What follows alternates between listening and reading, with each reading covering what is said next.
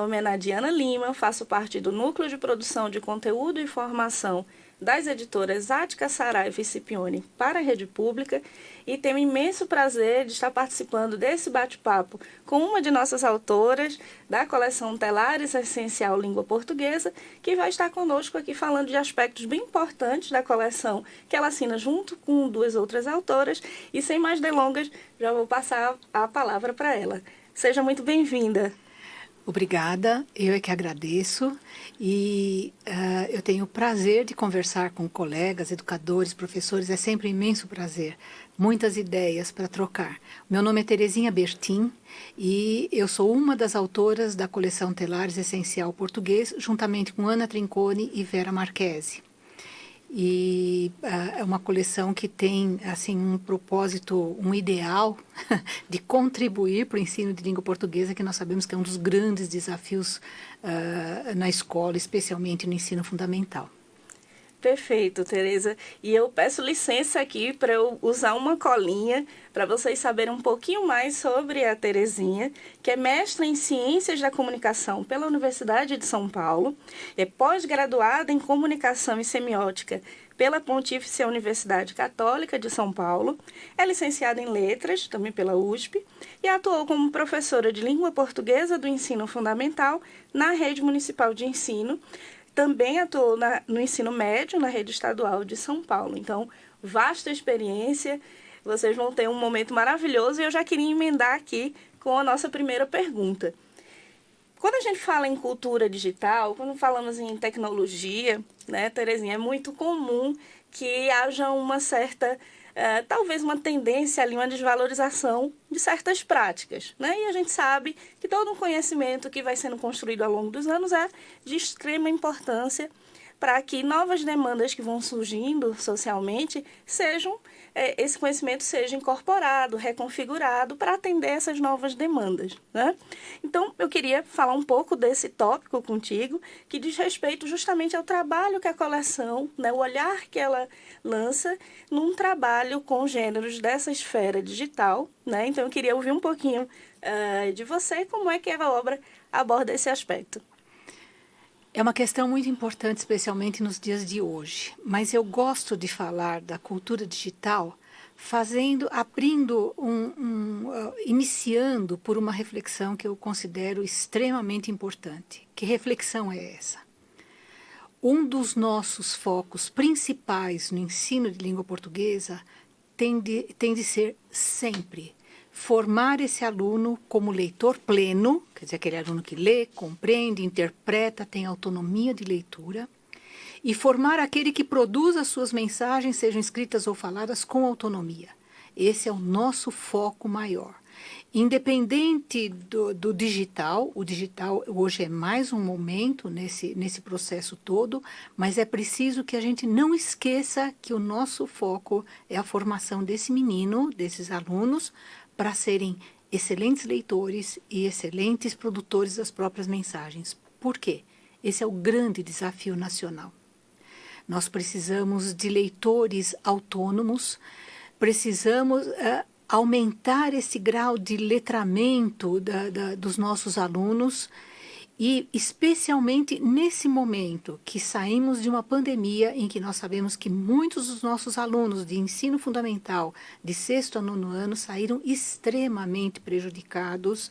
Nós sabemos de desafios que os professores estão enfrentando para conseguir que esses alunos retomem alguns aspectos que ficaram, de certa forma, deixados de lado pelas condições que a pandemia criou. E a cultura digital, como ela entra nesse cenário? Não dá mais para dispensar que nós vivemos num ambiente digital, não é? Esta transmissão é uma transmissão que vai chegar a todos vocês por meios digitais.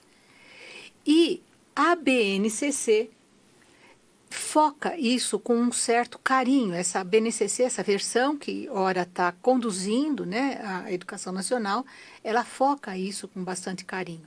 E o que ela... eu selecionei 4 aspectos que na BNCC a gente pode ressaltar. Um, sem sombra de dúvida, aquele que eu acho que a gente não pode esquecer de maneira alguma. formar o leitor pleno e a pessoa que produz as suas mensagens escritas ou faladas. Esse é um desafio nacional, desde a alfabetização, desde a educação infantil até o final da educação básica, não é apenas de sexto ou nono ano. O Brasil enfrenta esse desafio e tem de enfrentar com todas as forças possíveis. Nós precisamos que o povo leia, e leia bem, não é apenas ler. Mas a BNCC enfatiza que a gente tem de incorporar as tecnologias digitais, que são as tecnologias digitais de informação e de comunicação, as TDICs. Essa sigla aparece ao longo de quase toda a BNCC, as TDICs. É a cultura digital. E, lógico, fazer apropriação de conceitos, reflexão sobre a língua portuguesa, que, se der tempo, nós falaremos um pouquinho depois, e a formação do indivíduo crítico, sem sombra de dúvida, mas não há formação de indivíduo crítico se ele não for um bom leitor e um produtor de suas mensagens com autonomia. Então, e como que a coleção aborda a cultura digital? Dentre todos os gêneros que normalmente são focados numa coleção de língua portuguesa, um conto, um romance, uma notícia, um quadrinho, poema, fundamental, né? Nós também colocamos alguns aspectos de formação efetiva, não é apenas citar a cultura digital, mas aqui é um trechinho só. Mas, por exemplo, sexto ano, na seção interatividade, nós temos como compor, como estruturar um audiobook de contos populares. Ele estudou o gênero conto popular na unidade, eles vão estruturar um audiobook de contos populares. No sétimo ano, por exemplo, nós temos a estruturação, a produção de um podcast científico. Eles estão numa unidade trabalhando com o texto de divulgação científica e daí os alunos vão produzir um podcast científico. Aqui é um trechinho, mas há todo um passo a passo para que ele chegue à produção final de um texto científico, de um podcast científico. Aliás, eu gostaria de enfatizar isso. Uma das coisas que tanto eu quanto a Ana Maria e a Vera, a gente valoriza muito é esse passo a passo. Então, vocês vão notar que, por exemplo, a leitura e a interpretação é um passo a passo, desde questõezinhas simples de localização até questões de inferências mais complexas. A produção é um passo a passo orientada do que preparar, como fazer, não é? A gramática, depois também, se houver tempo, a gente comenta, é um passo a passo. E aqui, a produção de alguma coisa dentro do meio digital tem também todo um passo a passo de produção, de finalização, de justificativo. O menino tem de ter clareza por que ele está fazendo aquilo. Esse passo a passo, etapas em todos os processos, é uma das características que eu falo assim, eu falo com muito prazer em nosso livro. Por quê? Durante todo o tempo trabalhando com os meninos em rede pública, a gente percebe que o aluno precisa desse passo a passo. É fundamental que a gente o acompanhe, especialmente agora que os nossos estudantes saíram de um período tão difícil, né? E ainda estão se recuperando, embora alguns já tenham voltado desde o ano passado, mas estão ainda se recuperando com algumas dificuldades que os professores têm sentido. Por exemplo, fazer uma playlist comentada. A gente sabe que muitos alunos com o seu celular, eles fazem isso, dão um baile na gente. Mas analisando como um gênero, o que é essa playlist, o que é o comentário, o que é justificar uma escolha dentro de uma playlist. Então, tudo isso é um encaminhamento que é feito no livro. E não só para o aluno, viu? Se você, meu colega professor, tiver a chance de manusear a obra, você vai ver que existe todo um detalhamento também para o professor. Porque esses gêneros, às vezes, são novos para nós, né? E, por exemplo, no nono ano, já avançando um pouquinho, a gente propõe, esses são né? Em todo ano há pelo menos 4 produções dentro dessa cultura digital. Aqui pegamos um exemplo de cada um. Um audiobook de textos com efeitos sonoros. Sofistica um pouco a parte tecnológica, mas tenho certeza os meninos tirarão isso de letra, muito mais talvez do que nós. Então, a cultura digital, ela vai interagir com o gênero que conduz a unidade. O audiobook de contos populares está dentro da unidade que trata do conto popular.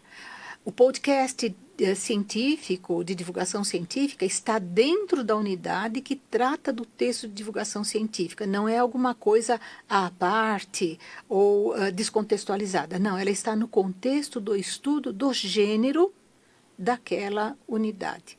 Então, está tudo muito assim interligado, né? A cultura digital, então, vai ser feita assim, e com muita reflexão. Vocês vão ter oportunidade de ver, no 9º ano e no 6º também, nós temos toda uma reflexão sobre uma coisa que hoje é importantíssima, está em debate, que é a reflexão sobre o que é fake news. E como isso compromete a informação numa sociedade como a nossa. E por isso a gente precisa de mais leitores bons. Dentro dessa sessão interatividade, nós dedicamos algumas partes dela, em mais de um ano, a refletir sobre o que significa uma fake news, como que a gente pode evitar que essas fake news sejam propagadas pela sociedade, trazendo tantos prejuízos como já trouxeram para nós nesses últimos anos. Então, a cultura digital é realmente a criação de uma cultura em torno de uma reflexão sobre o que é importante se perceber. Até que ponto essa cultura digital nos ajuda, até que ponto ela nos instrumentaliza para enfrentar a nova realidade na sociedade, mas também até que ponto nós temos que ter os cuidados com ela. Isso tudo nessa sessão, que aqui é só um trechinho, mas está mais detalhada ao longo da obra. Tá bom? Perfeito, Terezinha. E vocês, quem está nos assistindo, já percebeu aqui, como já nessa primeira fala, uma preocupação com a organização e o passo a passo de como esse conhecimento vai sendo construído. Então, há aqui uma aprendizagem significativa muito em potencial sendo desenvolvida, porque o aluno percebe que aquilo que foi aprendendo no início da unidade, ao longo dos capítulos, é sempre retomada, recuperada, né? Eu acho que você está passando isso, mas não tem problema, o pessoal assiste. Acho que faltaram algumas telas, mas não tem problema. E aparece muito forte na sua fala a questão da autonomia, né? Então, como aprender esses gêneros, a gente sabe que aprender um gênero é também reconhecer uma ação social, é um fazer social que vai estar ligado, orientado por determinadas práticas, né? E a gente vê isso de maneira muito relevante. E apareceu muito na sua fala o quanto também no estudo desses gêneros há reflexões sobre os usos da língua.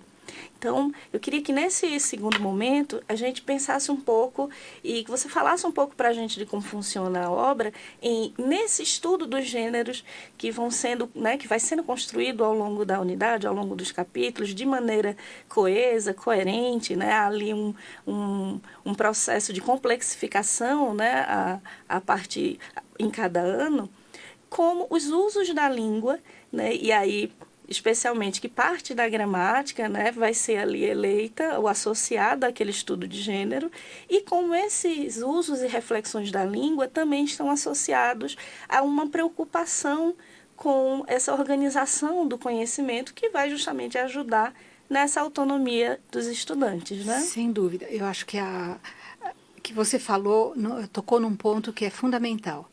O estudo sobre os aspectos linguísticos ele tem de contribuir para a autonomia.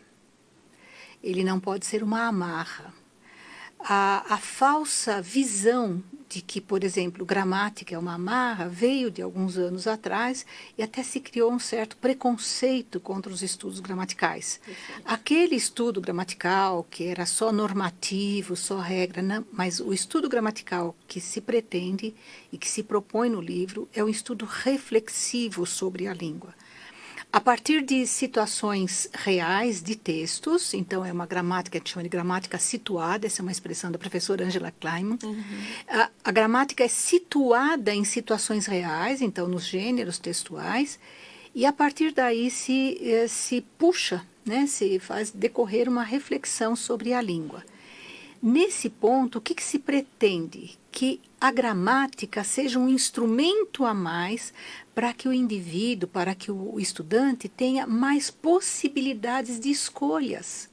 Porque a gramática não é para amarrar, mas é oferecer mais escolhas.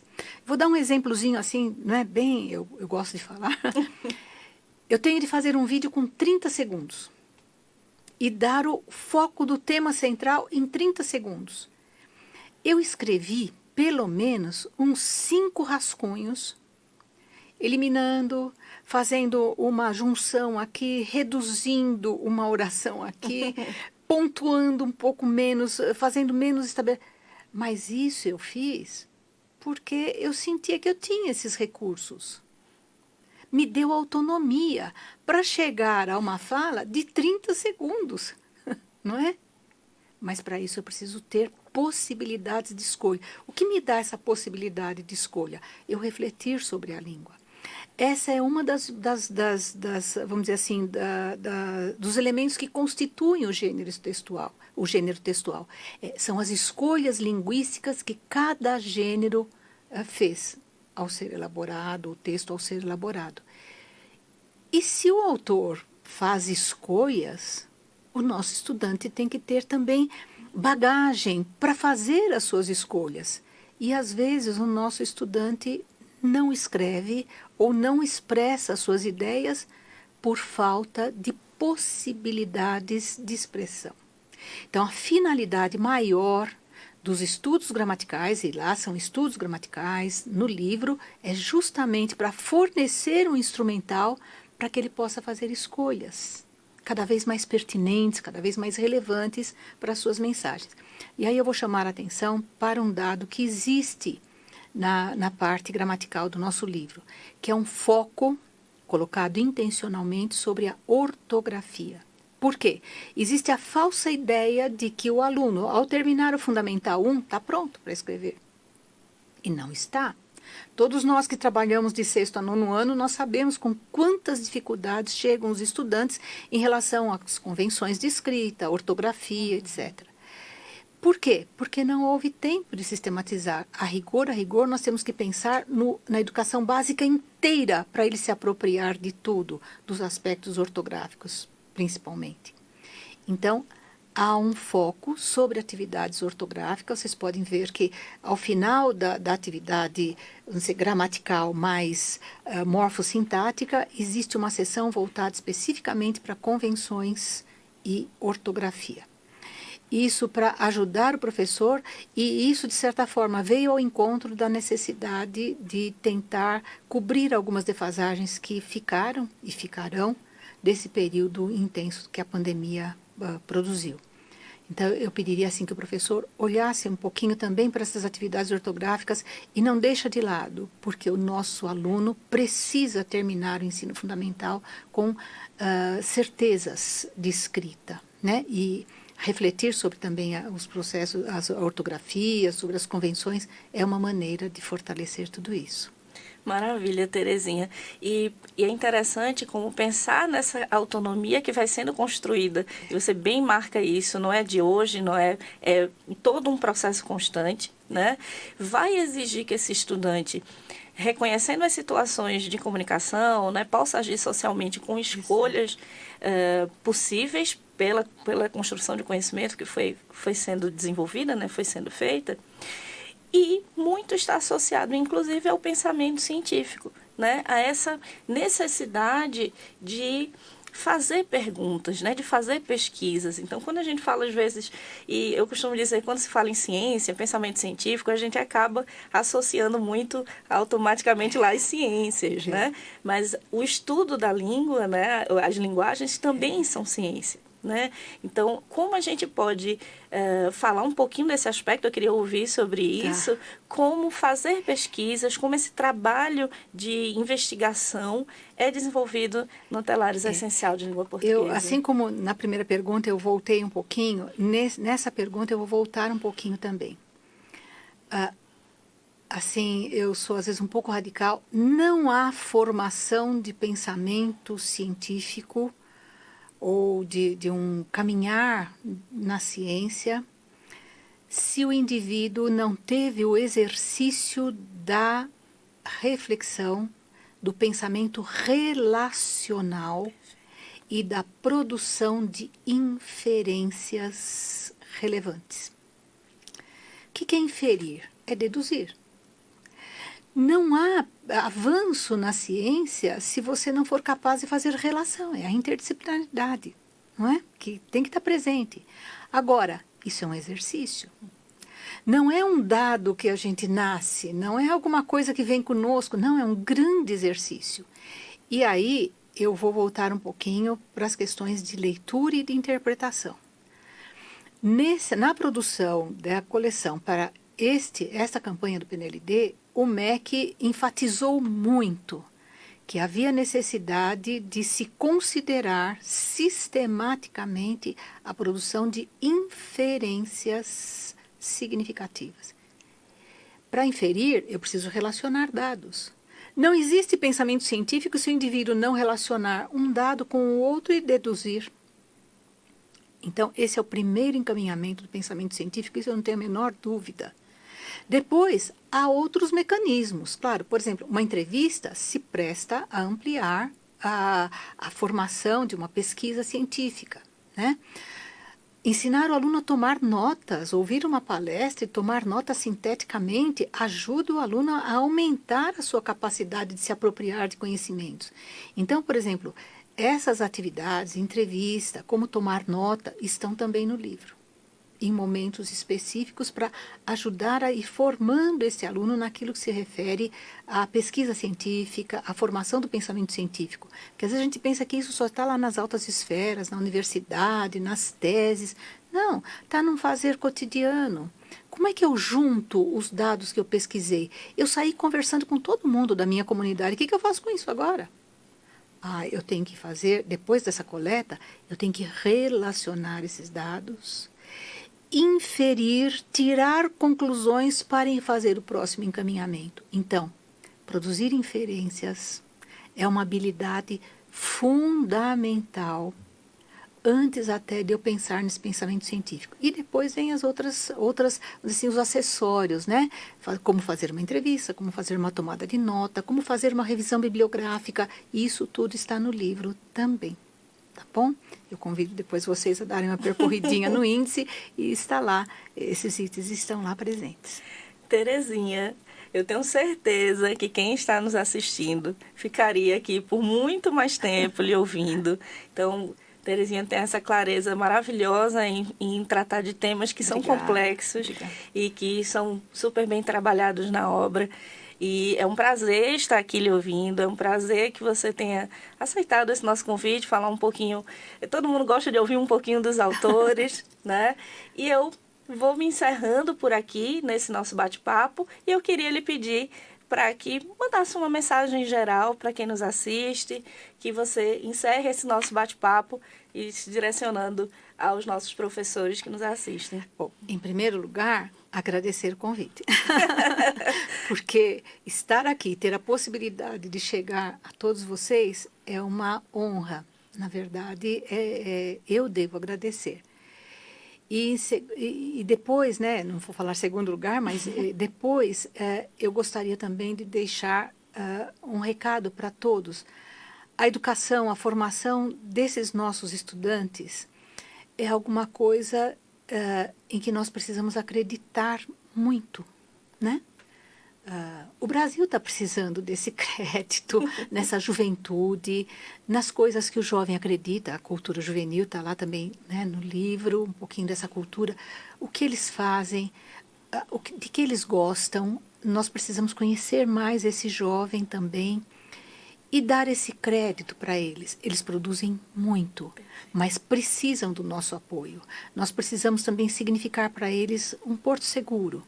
E acho que todo professor, todo educador se sente um pouco responsável por conduzir isso. E essa é uma esperança muito grande. Então, a mensagem final que eu deixo é de uma esperança de que essas batalhas, esses desafios, esses enfrentamentos diários, que não são fáceis, a gente sabe que não, mas que vão nos conduzir, quem sabe, a tempos melhores, né? Gente, eu deixo um abraço para vocês muito carinhoso, né? E obrigada pela Pelo oportunidade, momento, né? pelo momento. Então é isso, gente. Continuamos então esperançando, sempre com uma ação, né, firme para melhora, né, educação e tudo mais. Então, tchau. Até Muito a obrigada. próxima. Obrigada, gente.